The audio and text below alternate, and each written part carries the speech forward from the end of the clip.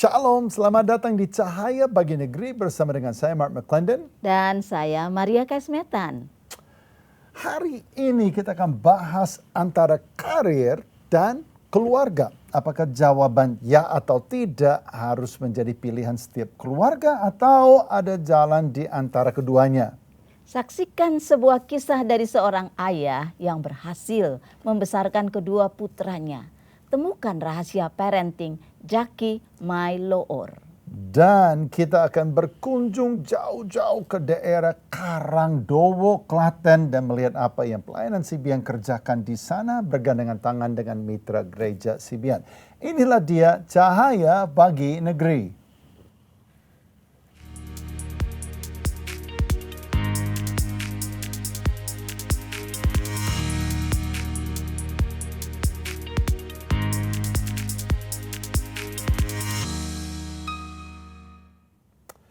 Apakah wanita seharusnya bekerja atau tinggal di rumah dan merawat anak-anak mereka? Secara historis, ibu adalah orang tua yang penuh kasih, yang memberi makan, mengajarkan, dan menjadi seorang pengasuh terbaik bagi anak-anaknya. Namun dalam 50 tahun terakhir, persentase wanita yang mengejar pendidikan tinggi hingga meledak. Dan survei yang dilakukan seputar wanita karir dari 32 negara di seluruh dunia mendapat bahwa di Indonesia 42% wanita lebih memilih bekerja daripada diam di rumah. Inilah mungkin akibat daripada yang tadi itu yang mengejar pendidikan tinggi. Itu kan. Mereka bekerja keras untuk mendapatkan gelar. Yes. Ya, bekerja. Dan akhirnya mereka ingin menggapai impian yang mereka miliki. Jadi wanita yang bekerja penuh waktu akhirnya harus mau nggak mau serahkan anak-anak mereka kepada pengawas lain. Di sisi lain, dalam generasi Sophie, banyak wanita mengeluh bahwa menjadi ibu rumah tangga sangat membosankan. Mereka ingin mengalami kehidupan yang ditawarkan dunia melalui media sosial.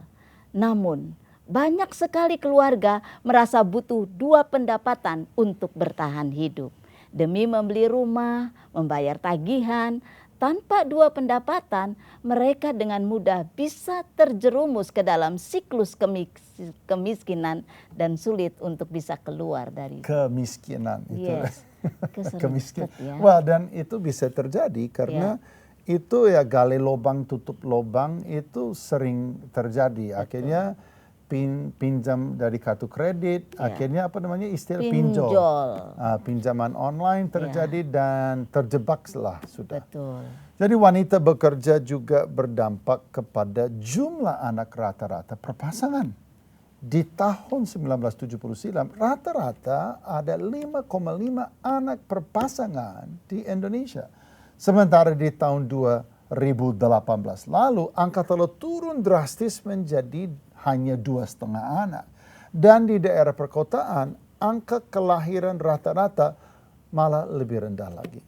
Seringkali karir dan pekerjaan menjadi faktor mitigasi dalam ukuran keluarga. Komplikasi kehamilan dan melahirkan seringkali dilihat sebagai hal negatif oleh perusahaan. Wanita secara alami, secara naluri cenderung memiliki lebih sedikit anak jika mereka mau berhasil di karir mereka. Ada banyak stres terkait dengan pekerjaan, yaitu jadwal perjalanan, deadline yang membuat banyak keluarga memiliki pertimbangan sendiri dalam melahirkan anak. Banyak data yang dikumpulkan seputar ini. Survei pun mengatakan bahwa anak-anak dengan ibu yang bekerja lebih cerdas dan lebih mandiri. Tetapi kita harus mengerti apa yang sedang diukur oleh survei tersebut. Ada banyak faktor lain yang harus dilihat karena kecerdasan itu sendiri tidak konklusif. Apakah anak-anak kita mengenal Tuhan? Apakah mereka memiliki karakter ilahi, memahami panggilan Tuhan dalam hidupnya? Anak bisa cerdas tetapi malah sedang di bawah didikan media sosial saat di rumah sendirian, bukan begitu. Sehingga generasi TikTok sedang muncul dengan nilai-nilai yang berbeda dengan orang tuanya mereka. Jadi ini complicated. Ya. Jadi Faktornya banyak. Jadi saat seorang ibu tidak hadir menjadi pengasuh Ya. penuh waktu saat anak mereka kecil, langsung muncul pertanyaan, ya siapa yang menjaga anak kamu? Sebagai peran pengganti daripada peran ibu. Betul, dan ini adalah pertanyaan yang setiap orang tua harus jawab. Ya. Lalu apakah yang menjaga itu memiliki nilai yang sama? Betul. Apakah dia itu punya prinsip yang sama di dalam mengasuh anak-anak? Ya. Sehingga ini dan kita juga ingat bahwa wanita yang bekerja itu menambahkan stres di dalam keluarga. Saya tidak, maaf ya Bu Maria, bukannya saya anti Wanita bekerja. Ya. Contoh, ya Ibu Maria sama saya sudah berapa tahun? 23 tahun. 23 tahun. Ya. Betul. Dan banyak staf saya adalah ibu rumah tangga, tetapi dia bekerja di CBN. Betul. Gitu. Jadi saya tidak anti, tetapi saya sedang bertanya sebenarnya ya. Karena ini kan akan pasti menambahkan faktor stres di dalam pernikahan, di dalam rumah tangga, dan di dalam kehidupan anak itu sendiri. Ya, dan saya ada punya pengalaman Pak tentang apa yang disampaikan tadi. Ya, setiap kali saya bercerita ini pasti saya punya hati kayak sedih sekali ya Pak ya. Waktu saya meninggalkan dia karena saya bekerja penuh waktu di luar, which is jauh sekali di Jakarta. Ya. Menurut pandangan saya, dengan penghasilan yang lebih saya dapat memberikan dia yang terbaik fasilitas. Karena faktanya ya apa yang dia butuhkan selalu bisa saya sediakan. Ya. Dia bertumbuh karena saya menyerahkan itu kepada pengasuh. Yaitu saya pikir keluarga bisa menggantikan saya. Jadi ada keluarga, bukan keluarga dekat lah. Ya, satu daerah dengan yang kami. Ibu satu Ibu minta tolong asuhlah anak saya selagi saya kerja. Betul. Oke, paham. Nah, pada waktu dia bertumbuh dengan pengganti saya di rumah, ya, dan terus sampai dia dewasa. Satu kali kami mengadakan retret keluarga. Saya ingat saya memberikan selembar kertas dan saya suruh mereka untuk mengisi setiap bagian kertas itu. Nah, di sini anak ibu sudah umur berapa? SMP. Oh, udah SMP. Yes. Oke. Jadi dan dia mengisi kertas kami semua dan dia menggambar. Yang dia gambar di situ adalah usia dia di antara 0 sampai 5 tahun. Dan dia menggambar waktu itu dia sedang ada di pinggir jendela yang tinggi sekali jendelanya. Dia tidak bisa menengok keluar. Nggak bisa lihat keluar. Nggak bisa gitu ya. Dan dia bilang, "Mama, ini gambarku, aku lagi nangis." Saya bilang, "Kenapa?" Waktu itu kan mama tinggalin aku sama orang. Terus aku kan nggak mau makan wortel. Wortel? Yes. Oke. Terus karena aku nggak mau makan wortel, sama dia dipaksa. Aku nggak mau Ma. Terus sama dia aku dikunciin dari luar dan aku ditinggal. Pengasuhnya kunci dia dalam ruang dan tinggal. Ditinggal. Aku ketakutan Ma. Aku ketakutan, aku nangis. Aku gedor-gedor pintu, tapi dia nggak bukain. Terus aku nggak bisa lihat ke jendela. Aku benar-benar dalam ketakutan, Ma. Aku nggak lupa itu seumur hidup. Trauma dong. Aku nggak lupa itu seumur hidup, Ma. Dan Mama kan bilang Mama cari uang buat aku. Tapi menurut aku Mama nggak sayang aku.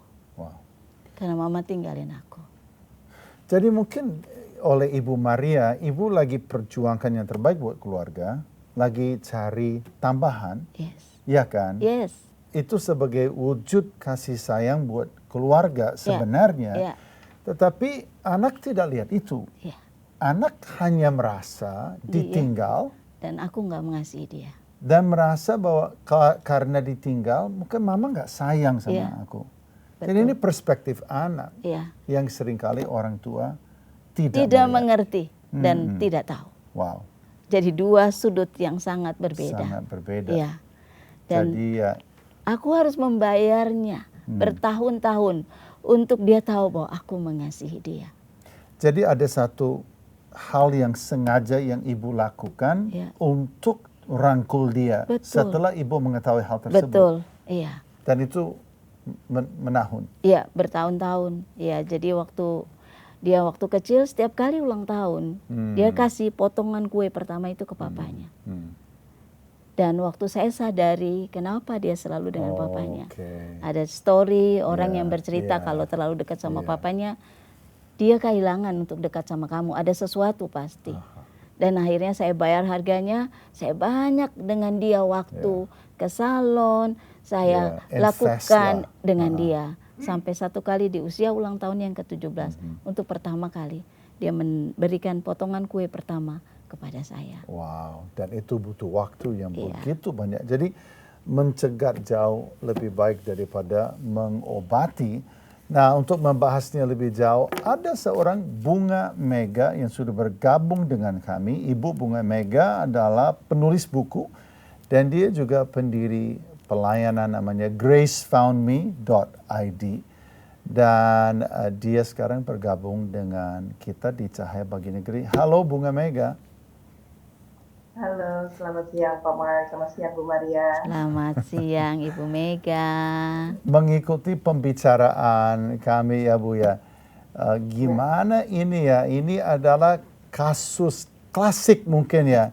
Bagaimana pergumulan seorang ibu tahu bahwa meninggalkan anak di tangan orang lain tidak mudah, tetapi dia merasa dia harus bekerja. Menurut pandangan Ibu Mega bagaimana ya? Oke, baik Pak Mark. Ini aku juga mungkin sama kayak Bu Maria ya, berangkat dari latar belakang seorang wanita karir gitu atau perempuan yang bekerja gitu. Dan ini tuh sudah sering banget menjadi sebuah isu klasik di mana perempuan itu dituntut mengurus anak seolah-olah tidak bekerja, tapi oleh perusahaan dituntut untuk bekerja semaksimal mungkin seperti kita tidak punya keluarga.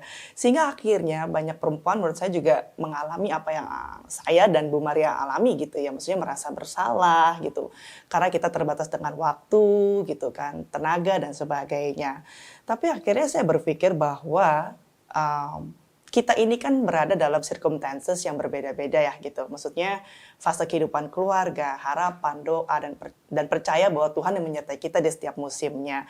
Jadi waktu saya mengalami hal tersebut gitu, ada berasa titik salah nggak ya ninggalin gitu. Bagaimana ya kalau anak tidak bertumbuh dengan baik. Tapi saya selalu ingat lagi bahwa parenting is extension of ourselves as a spiritual being. Artinya kita sadar bahwa kita ini tertanam dalam firman Tuhan, dan oleh karena itu cara kita mendidik anak tentu akan merefleksikan bagaimana Tuhan mengasihi kita.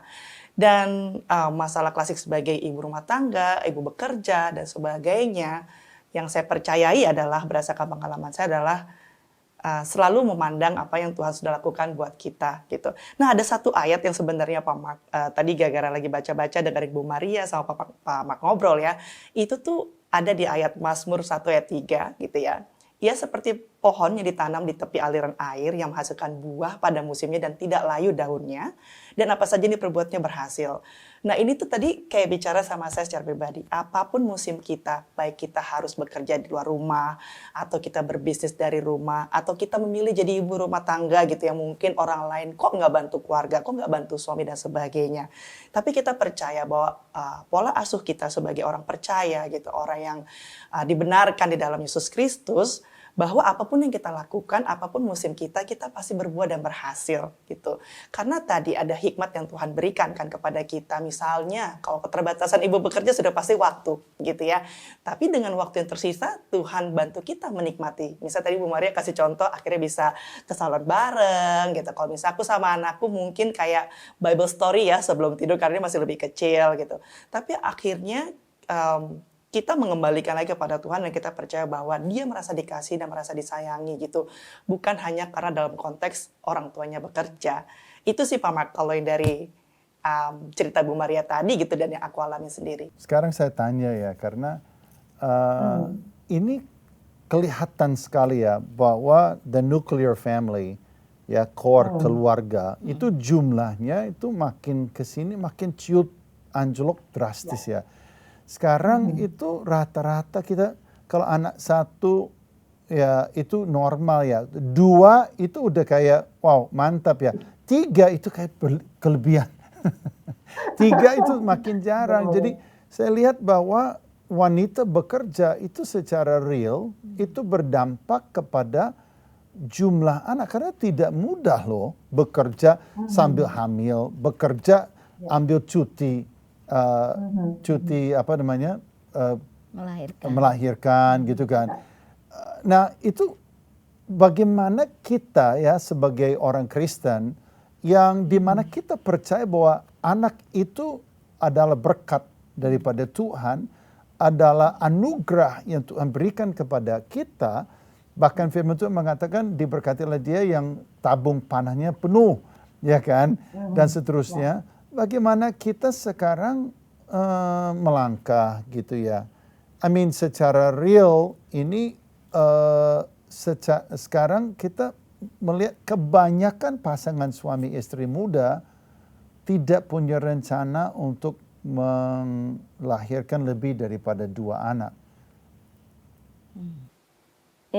Oke. Kalau aku sih melihatnya itu sebenarnya tidak hanya sebuah keputusan antara suami dan istri ya Pak Mark. Karena bisa dibilang ada konstruksi sosial, ada regulasi pemerintah, ada regulasi kebijakan perusahaan gitu yang akhirnya kurang lebih menjadi mendorong kenapa pasangan suami istri memutuskan hanya punya anak 1, 2 gitu ya. Karena misalnya tadi kita ngomongin cuti hamil di Indonesia gitu setelah melahirkan, ayahnya langsung bekerja cuma 2 hari itu secara regulasi pemerintah. Kita belum punya namanya paternity leave gitu ya, di luar negeri sudah sangat biasa, perusahaan-perusahaan besar punya itu. Tapi bagaimana dengan ibu yang baru melahirkan, terus ditambah dengan sistem daycare di Indonesia yang belum mumpuni. Itu aku bisa bilang dari pengalamanku pribadi ya. Aku bersyukur dulu pada kerja di sebuah perusahaan yang punya free childcare ataupun daycare di mana kita bisa taruh anak kita, jam makan siang kita bisa lihat mereka lagi main dan sebagainya. Tapi what if kalau ada ibu-ibu yang kurang beruntung seperti saya gitu, tidak punya employer yang fokus dengan family gitu. Nah, hal-hal itu akhirnya buat aku menjadi sebuah pemikiran-pemikiran kolektif yang mendorong pasangan Pak Sutri akhirnya memutuskan bagaimana ya kita harus mendesain keluarga kita. Apakah dengan punya anak 1, punya anak 2, punya anak 3, bagaimana dengan support system dan sebagainya. Jadi kalau aku melihatnya kembali lagi gitu ya, berapa apapun anak yang Tuhan titipkan pada kita gitu ya. Kita percaya Tuhan pasti akan sertai gitu ya, membuat kita berhasil dalam setiap musim kita. Cuman dalam konteks perempuan bekerja gitu, orang tua yang berkarir dan akhirnya mengurangi gitu ya dari data yang Pak Mark bacakan tadi gitu, dari 5,5 menjadi cuma 2,5 gitu. Jadi banyak banget eksternal faktor yang mempengaruhi Pak Sutri untuk akhirnya memutuskan sebesar apa gitu, seperti apa keluarga akan mereka bangun. Itu sih.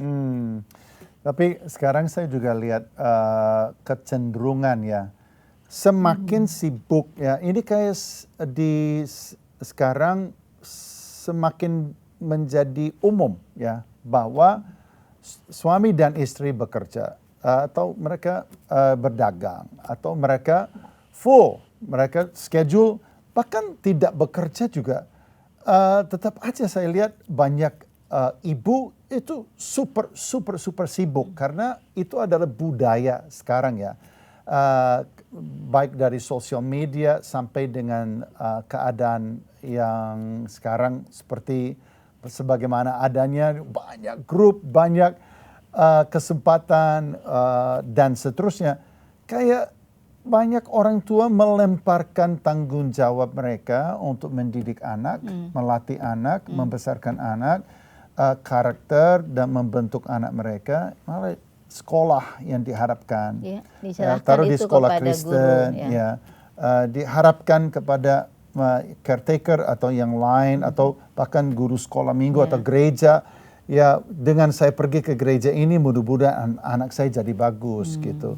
Nah, ini menjadi satu trending ya, di mana orang tua itu seperti tidak lagi tanggung jawab penuh. Bunga Mega setuju nggak ya bahwa apapun keputusan kita bekerja dan tidak, tetaplah adalah tanggung jawab kita sebagai ayah dan ibu untuk memuridkan dan membesarkan anak kita menjadi seperti Tuhan mau. Silakan Bu. Ya, tentunya saya setuju 100% ya Pak Mark gitu. Maksudnya kalau kita ngeliat support system itu hanya untuk menggantikan peran kita sebagai orang tua, itu tidak akan pernah tergantikan gitu. Jadi ya aku percaya gitu dengan bagaimana saya dan suami gitu, walaupun kita berdua bekerja gitu ya, kita tidak memiliki pengasuh gitu. Jadi membagi waktu dengan equal parenting gitu. Nah, cuman kita menyadari gitu, karena kita berangkat tadi balik lagi dengan nilai-nilai firman Tuhan gitu, bahwa anak adalah hadiah gitu, kasih karunia Tuhan. Apa yang bisa kita lakukan untuk menjaga kasih karunia Tuhan ini gitu. Jadi mungkin buat ibu bekerja atau orang tua yang dua-duanya bekerja gitu, bagaimana kita bisa berangkat dengan firman Tuhan, memandang Tuhan Yesus, berpegang pada firman Tuhan, minta hikmat gitu, apa yang harus kita lakukan gitu ya.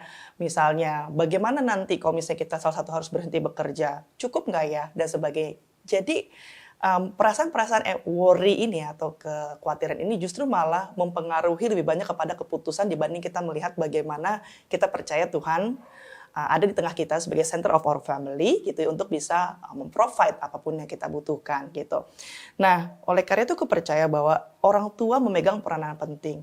Sekolah minggu, sekolah berbasis agama gitu ya, sekolah Kristen gitu, itu hanyalah bagian dari anak-anak untuk belajar. Karena at the end mereka akan pulang, bisa dibilang di golden age gitu ya, kalau mungkin dalam dunia psikologi, anak-anak tuh belajar paling banyak dari rumah gitu. Saya juga besar dalam lingkungan sekolah agama gitu ya, tapi saya bisa bilang nilai-nilai keluarga saya itu yang paling kental, yang sangat mempengaruhi bagaimana saya berpikir, bertindak, sampai memahamilah keimanan akan Tuhan Yesus gitu.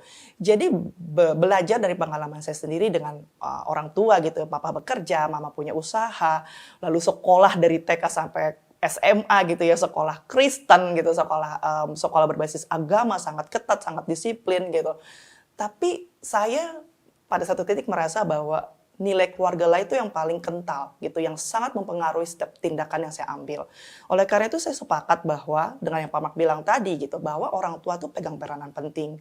Support system, ART misalnya, atau babysitter, atau keluarga, atau bahkan mungkin sekolah, itu tidak akan pernah menggantikan peran kita sebagai orang tua.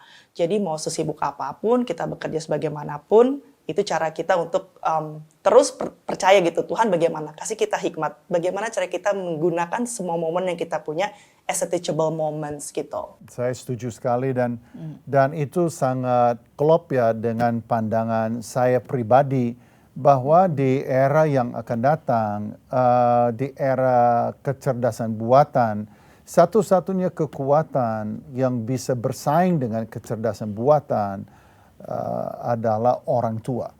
Dan orang tualah ya yang punya saham terbesar dan punya mandat ilahi, tanggung jawab diberikan langsung oleh Tuhan. Kitab Ulangan pasal 6, pasal 11 memberikan kepada orang tua tanggung jawab penuh untuk memuridkan anaknya untuk mengenal Tuhan dan berakar kuat dalam firman Tuhan.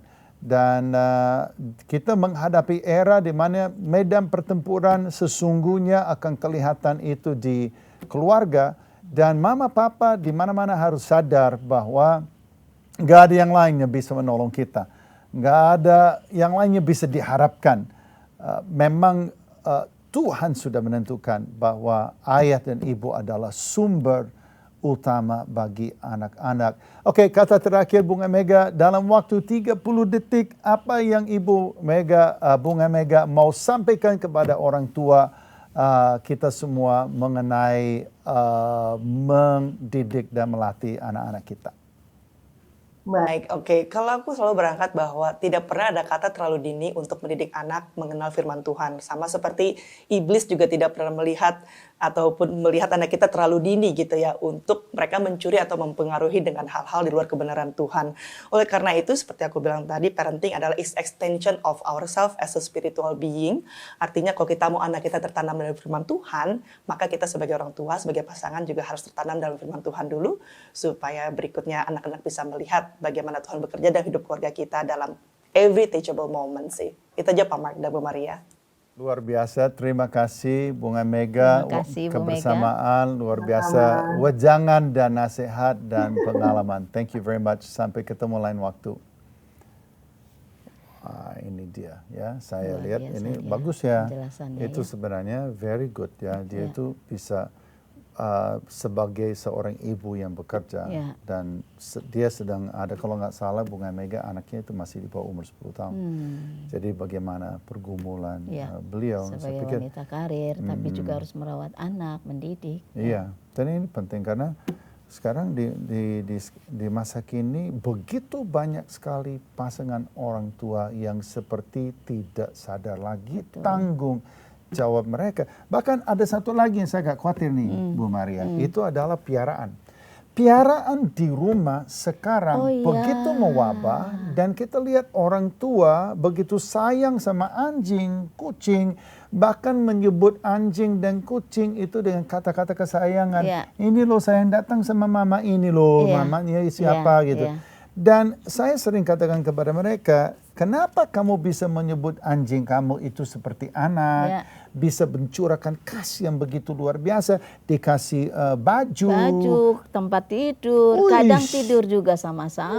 Wih, Ya. Saya bilang itu adalah karena kamu sedang salurkan Perasaan. karunia yang Tuhan berikan kepada kamu Kasih. sebagai ibu atau bapak. Kamu sedang salurkan itu kepada piaraan di rumah. Ya, Very dangerous times. ada perubahan ya, pindah. Oke, berikut ini adalah kisah dari seorang ayah yaitu Jackie Mailoor, seorang ayah yang menjadi role model bagi kedua anak putranya. Seperti apa kisahnya? Mari saksikan berikut ini. Apa yang proyeksi aku ke depannya itu base dari papi, makanya papi penting banget buat aku. Menurut aku papi ini salah satu role model aku. Heran aja gitu kayak papa bisa jadi sosok ayah yang buat kita tuh istilahnya memang ayah yang bener-bener peduli sama kita gitu. Halo semua, perkenalkan nama saya Efraim Mailoor. Dan ini adik saya. Halo semua, nama saya Yohanes Alexander. Dan ini adalah papa kita. Ya, saya Pendeta Jackie Mailoor. Dan kita akan menceritakan tentang keluarga kita.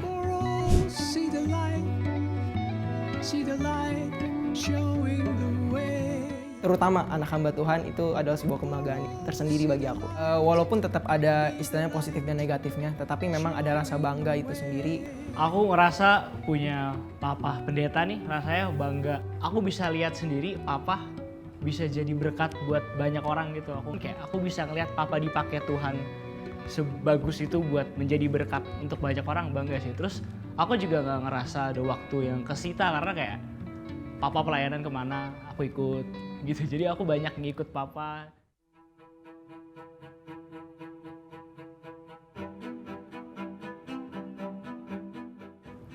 Kalau tentang diri aku dua-duanya nyaman. Tapi kalau ngomong tentang hobi, ya ke papa. Karena ntar mama nangkepnya suka lain. Gak tau papa lebih ngerti hobi aku daripada mama. Jadi rasanya lebih enak aja gitu kalau cerita. Terus suka sama cewek gitu. Kayak deket. Aku ke mama gak berani cerita karena pasti akhirnya dimarah-marahin kan. Jadi aku pertama kali cerita langsung ke papa dulu gitu. Karena ya lebih itulah orangnya lebih santai rasanya kalau ngobrol, jadi bisa ngasih tahu kayak yang sampai detail-detail gitu bisa.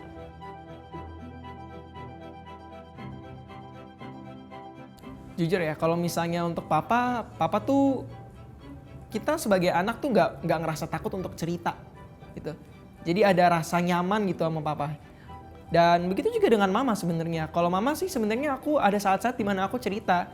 Walaupun nggak bener-bener banyak. Karena memang istilahnya ngomong sama mama tuh harus bener-bener istilahnya yang penting. Kalau misalnya cuma bercanda-bercanda mah mungkin dia kadang-kadang nggak nangkep bercandaannya kita. Tapi ya nggak apa-apa sih, itu juga pelan-pelan juga mama ngerti gitu kan.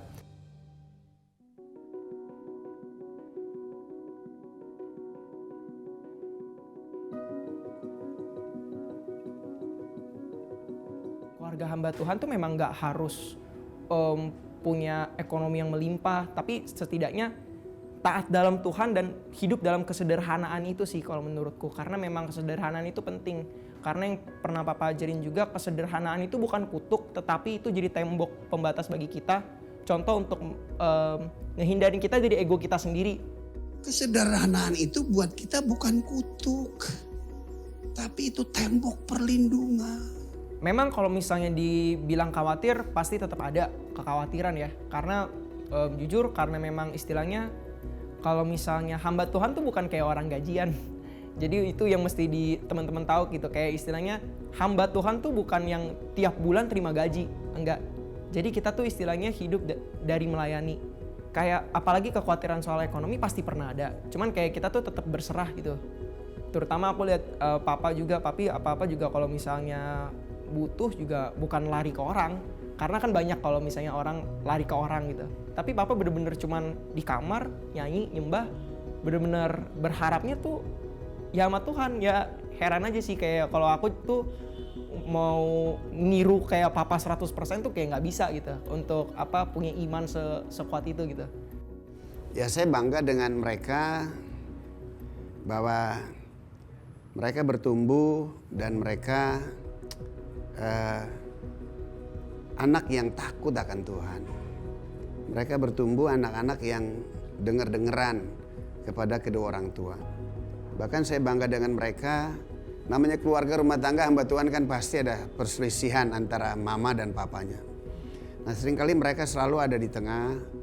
Dan rumah tangga kami bertahan sampai hari ini ya karena ada mereka berdua. Sehingga kami tidak lagi berpikir tentang kami, tapi kami berpikir tentang mereka ini. Karena masa depan mereka ditentukan dari kita sebagai orang tua. Dan apapun konflik di tengah keluarga kita, itu harus selalu selesai. Kenapa? Karena itu semua menyangkut masa depan anak-anak kita.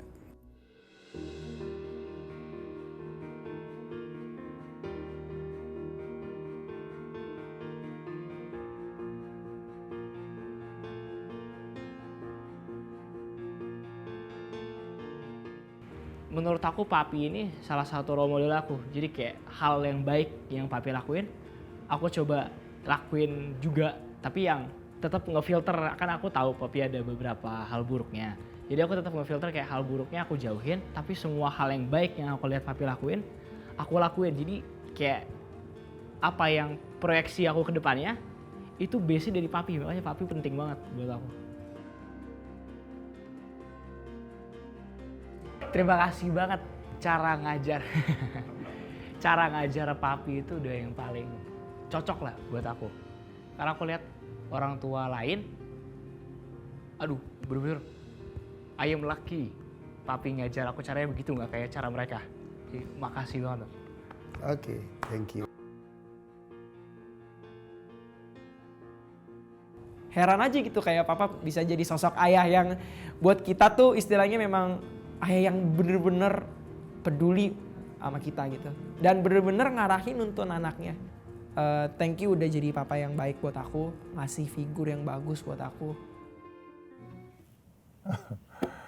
Aduh, kalau anak-anak saya memuji-muji saya seperti itu, kalau anak laki saya udah mata saya udah berkaca, Terus saya udah terima kasih, udah Bapak peluk-peluk. gendong kan. Jackie Maylor itu super tenang. Wow, keren banget ya.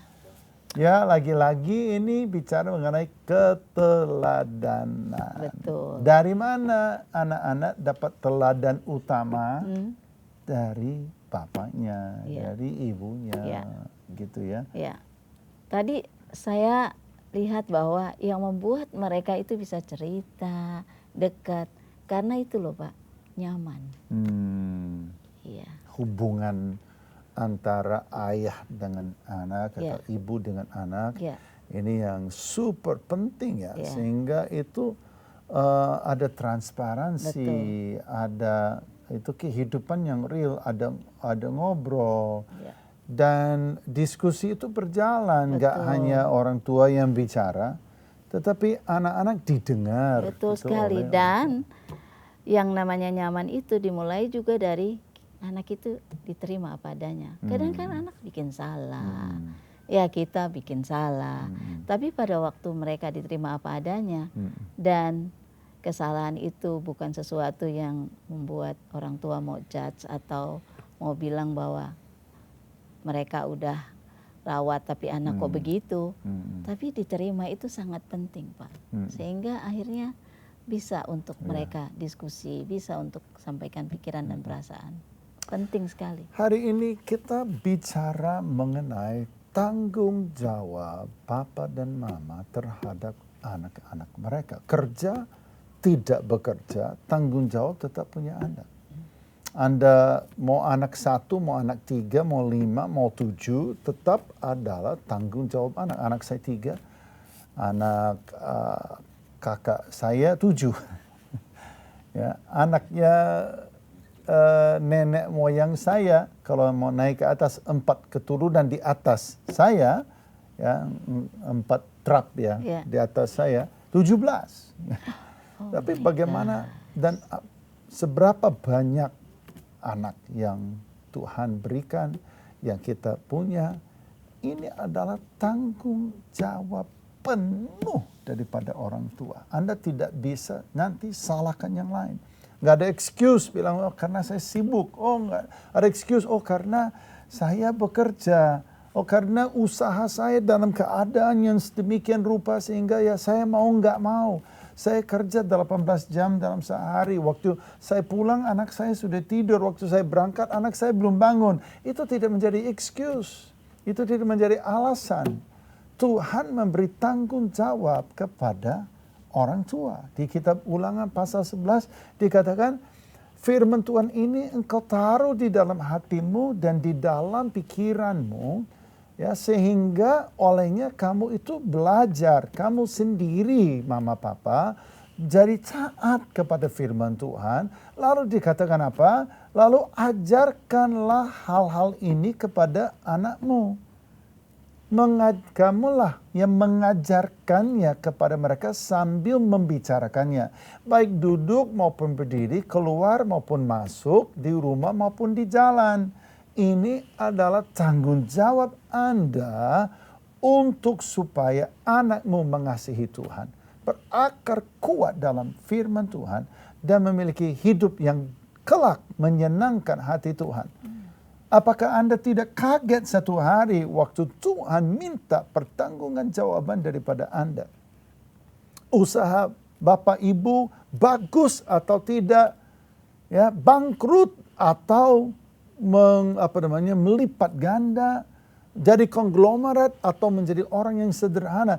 Dalam kekekalan yang akan diukur adalah sejauh mana Anda mencintai dan mengasihi, menasehati, membimbing, melatih dan memuridkan anak-anak Anda.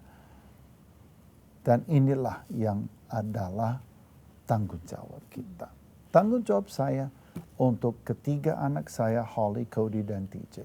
Tanggung jawab Anda untuk anak-anak yang ada di dalam tanganmu sekarang maupun yang akan datang. Saya mau tantang Anda hari ini, ya, untuk jangan menyerah. Ya, Anda seperti Ibu Maria tadi. Bagus sekali Ibu Maria menceritakan.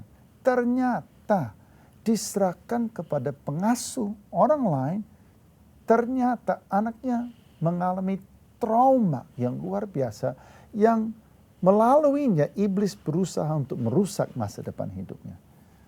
Ya kita tidak tahu, makanya orang tua harus benar-benar berjuang untuk supaya anak mereka diasuh dan dididik dengan cara yang terbaik setiap saat. Dan satu hal lagi yang saya mau katakan kepada Anda, be very careful.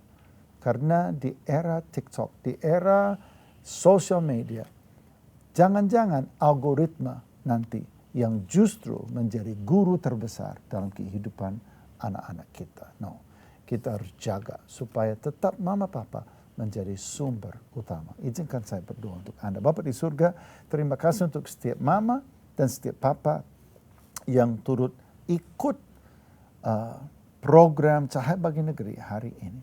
Beri hikmat, beri mereka mengerti, beri mereka sadar akan tanggung jawab mereka. Beri mereka kekuatan dan fokus untuk mereka melakukan tanggung jawab itu dengan yang terbaik. Beri mereka kerelaan untuk berkorban, ya, untuk memberi segalanya demi mereka hadir menjadi teladan, menjadi role model, dan menjadi sumber utama bagi anak-anak mereka. Dalam nama Yesus kami berdoa. Amin. Bukan satu kebetulan kalau saat ini Anda menyaksikan tayangan ini. Pasti ada maksud Tuhan di dalamnya. Dan bila hidup Anda terasa begitu berat dan Anda sangat membutuhkan tempat untuk Anda bercerita, kami tersedia untuk Anda. Konselor kami siap 24 jam, 7 hari seminggu, selalu mau mendengarkan apa yang menjadi keluh kesah, bahkan setiap masalah yang Anda hadapi. Karena itu jangan ragu saat ini, angkat telepon Anda dan hubungi konseling center kami. Dan Anda pasti akan dilayani, didoakan, dan setiap kerahasiaan Anda terjamin aman. Di Desa Karangdowo, Klaten, ada beberapa anak yang hidupnya dipulihkan Tuhan dari kepahitan terhadap papanya dan kurangnya perhatian juga daripada kedua orang tuanya. Seperti apa kisahnya? Mari kita saksikan video berikut ini.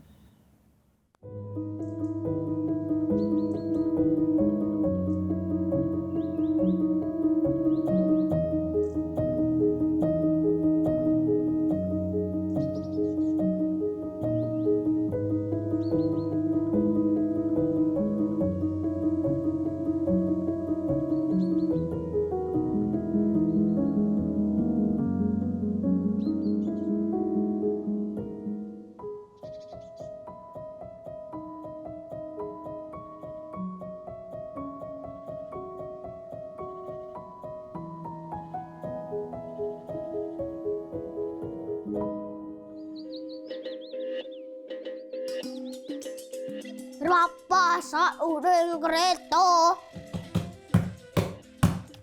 dari bati pasukan hamba-hamba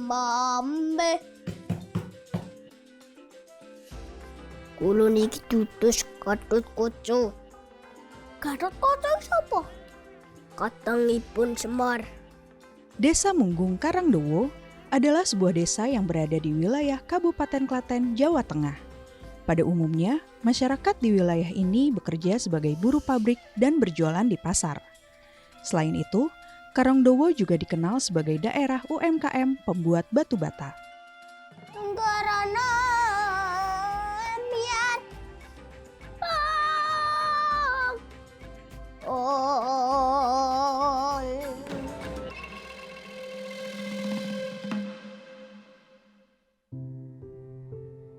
Di tengah hiruk-pikuk desa ini, ada kisah-kisah kehidupan yang tumbuh dalam ketidakpastian dan perjuangan. Bahkan, kisah tersebut berasal dari anak-anak. Anak-anak ini tumbuh dari latar belakang keluarga yang berbeda, dan dalam masa kanak-kanaknya, mereka harus menghadapi berbagai masalah. keluarga aku ya hancur, berantakan gara-gara papa lebih milih cewek lain daripada mama gitu. Gibran kesepian karena ditinggal ayah ibu kerja. Gibran dititipin sama tetangga. Dititipkan ke tetangga membuat Gibran tidak ada bimbingan dalam belajar, sehingga Gibran kesulitan membaca. Namun tidak hanya Gibran, ada juga Memes, seorang anak berusia 7 tahun. Memes berasal dari keluarga yang perekonomiannya cukup rendah, karena bapaknya bekerja sebagai pembuat batu bata. Bapak kerja membuat batu bata. Mama sehari-hari tinggalnya sama Uti. Tumbuh kembang mereka diperhadapkan pada situasi yang sulit, dan hal tersebut menimbulkan masalah besar jika dibiarkan terjadi. Perlu adanya tindakan secara nyata untuk menyelamatkan generasi anak di Karangdowo. Untuk itulah Cahaya Bagi Negeri bersama JKI Karangdowo bersama-sama melakukan pelayanan dan pemuritan kepada anak-anak melalui School of Life. Di sini ada 48 untuk saat ini. Dan anak-anak juga yang datang ke sini ya memang anak-anak yang pengen les di sini, belajar di sini. Jadi anak-anak itu memang punya kesenangan sendiri untuk belajar di Sol ini. Memang benar-benar anaknya belum bisa baca, belum bisa nulis. Jadi kita berjuang untuk anak-anak ini supaya bagaimana bisa keluar setelah selesai dari Sol ini itu membawa pegangan kalau dari Sol ini mereka ada dapat sesuatu gitu ya, nggak hanya materi pelajaran tapi kayak pelayanan Superbook, kita layani ke anak-anak bahkan yang non Kristen aja senang untuk nonton Superbook gitu. Jadi luar biasa untuk melayani anak-anak Sol di sini. Tidak hanya melalui School of Life, anak usia dini 0-6 tahun juga kami layani melalui PAUD Super 5. Super 5 didukung dengan media kreatif sehingga pembelajaran anak usia dini dapat dilaksanakan dengan lebih mudah dan menyenangkan. Kalau untuk Super 5-nya kita ada 4 anak. Ada Naomi, Abdiel, Liam, dan Aprilia. Anak-anak yang 4 ini juga sangat luar biasa. Awal mula kita buka Super 5 ini juga kita membayangkan loh, ini kita bisa nggak ya membuka PAUD ini secara luar biasa yang baru buka, nggak tahu sama sekali dan nggak mengerti bagaimana harus menjalankannya. Tapi luar biasa ada 4 anak yang luar biasa yang mau masuk ke sini. Kalau begitu tolong bantu aku, Rocky. Tadi aku beli kue di tempat yang bersih.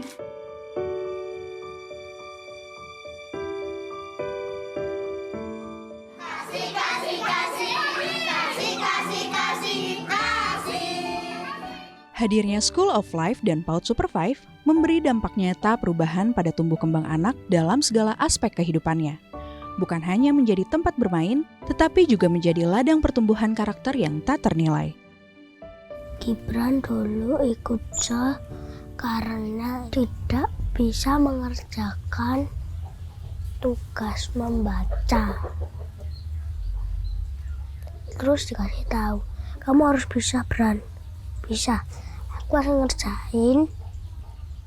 Nah itu aku bisa sampai kelas 2. Setelah ikut Sol, Memes jadi rajin belajar dan tidak pendiam lagi. Mau bergabung dengan teman-teman. Tidak hanya Gibran dan Memes yang mengalami perubahan. Grace pun merasakan dampak dari School of Life melalui pembelajaran dan animasi dari film Superbook. Grace mengalami perubahan yang luar biasa, yaitu mau mengambil sikap untuk mengampuni papahnya. Grace mau ikut Sol karena di situ kayak bagus aja. Terus bisa cerita ke guru-guru lain. Kadang kalau ditanyain tentang keluarga, aku ceritain semua. Sekarang Grace sudah mengampuni papa karena Grace belajar dari film Superbook yang judulnya Petrus Menyangkal Tuhan. Ceritanya bagus. Kayak Petrus sudah menyangkal Tuhan 3 kali, tapi Tuhan tetap memaafkan Petrus. Perubahan anak-anak dirasakan oleh para orang tua. Mereka melihat harapan yang lebih nyata bagi anak-anak. Perubahan Grace setelah ikut Sol, sekarang dia lebih menurut. Kadang juga kalau dia berbuat salah sudah mau minta maaf. Terus dia juga selalu mengingatkan sekarang malah untuk berdoa, mau tidur berdoa. Bahkan dia juga selalu ingatkan untuk baca Alkitab. Ya, dulu orangnya bandel, disuruh belajar, nggak mau. sesudah ikut les di Sol itu terus mau belajar, mau berkumpul sama teman-temannya. Nah terus di SOL itu sedikit demi sedikit kan tumbuh percaya diri. Akhirnya dia mulai bisa, mulai kepercayaannya tumbuh. Saya udah bisa membaca, langsung belajar terus kan rajin masuk itu.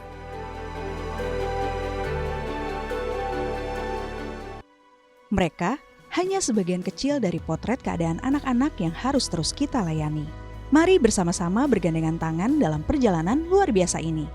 Dengan setiap langkah kecil yang kita ambil, kita dapat mewujudkan cita-cita dan masa depan gemilang yang anak-anak impikan. Cita-cita Memes ingin jadi polwan.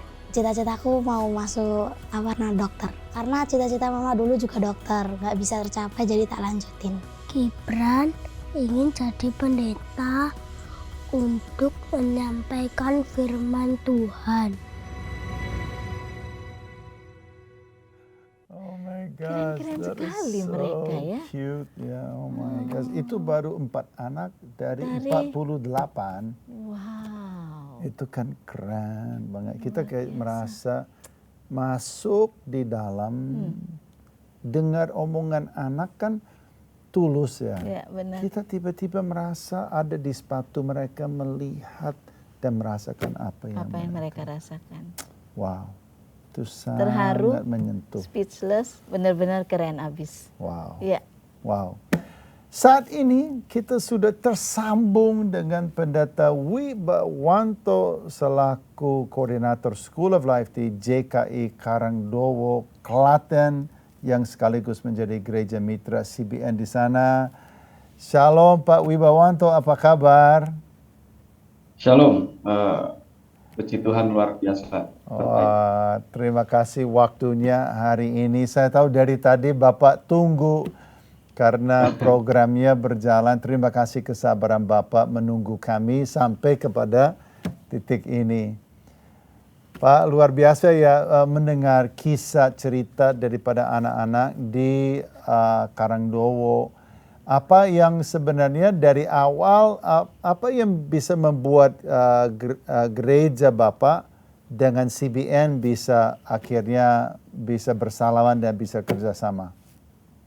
Iya, terima kasih Pak Mak dan Bu Maria yang sudah memberi kesempatan. Sekali lagi saya mengucap syukur semua karena anugerah Tuhan, semua karena kebaikan Tuhan.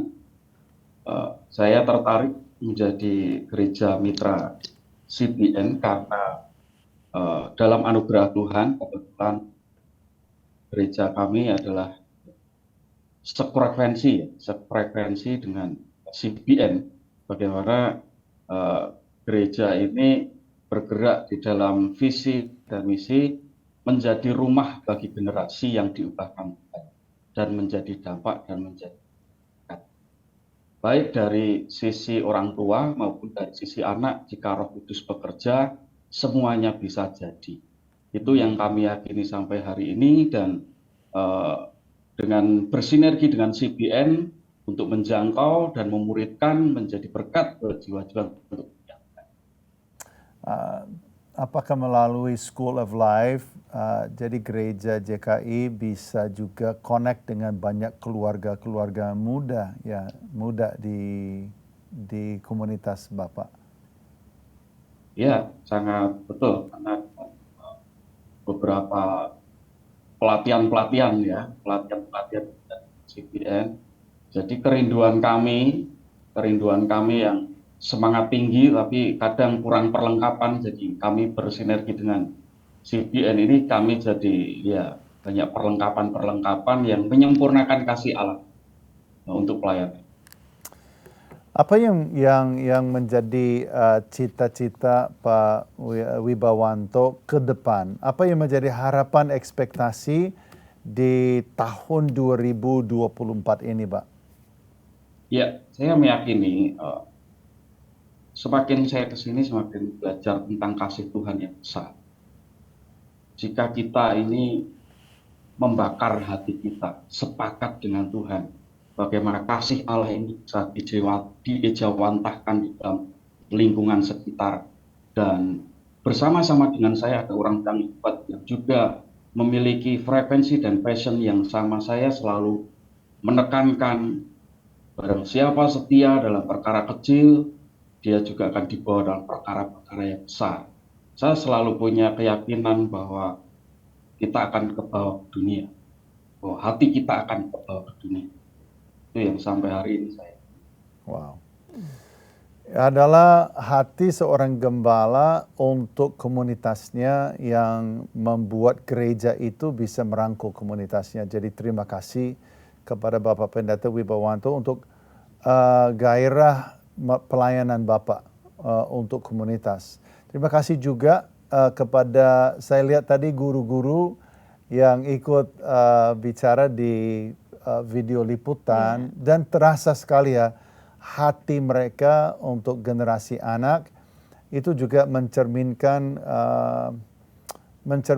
hati Bapak ya, untuk memperlengkapi mereka ya, dan mengangkat mereka dan memberdayakan mereka supaya mereka bisa lakukan banyak.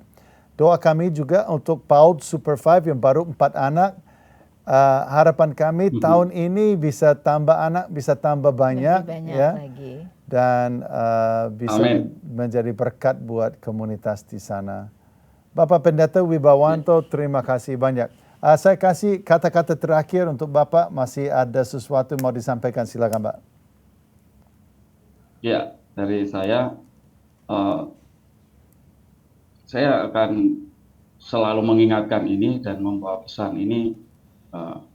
Mari kita melayani dengan penuh hati, dengan penuh kasih. Ya, saya percaya kita tidak usah ribut dengan promosi, tapi sentuhlah orang di sekitar kita, sentuhlah dengan hati kita. Saya percaya ketika nama Tuhan dipermuliakan, ketika kita bisa dipercaya, maka Tuhan akan tambahkan.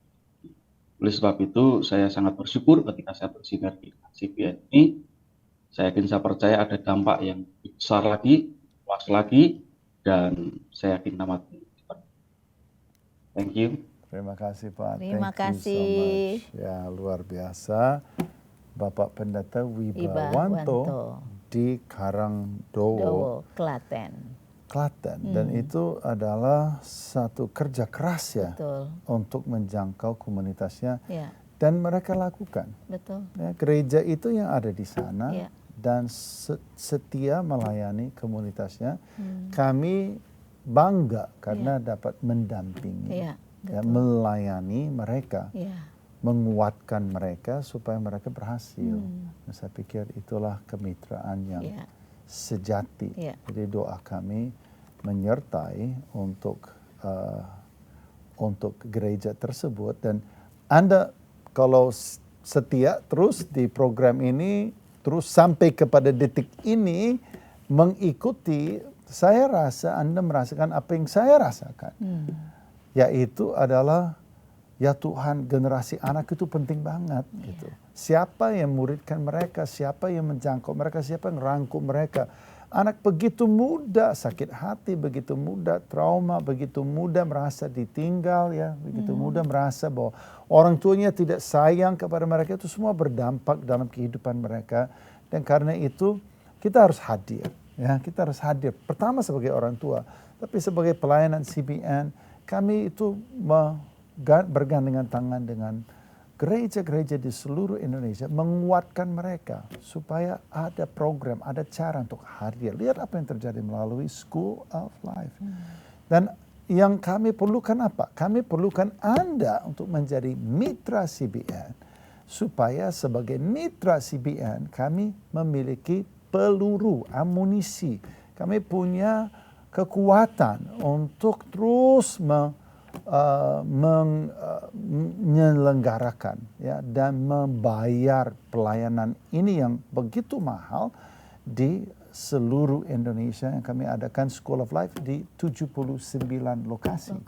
Itu biayanya besar sekali, tapi dengan ada mitra CBN semua pasti terbayar, dan kita masih bisa bertumbuh dan berkembang. Jadi silakan, ada QR code di layar, Anda bisa tembak, Anda bisa ke halaman donasi, pilih Anda mau berdonasi setiap bulan, berapa jumlahnya dan cara bayarnya.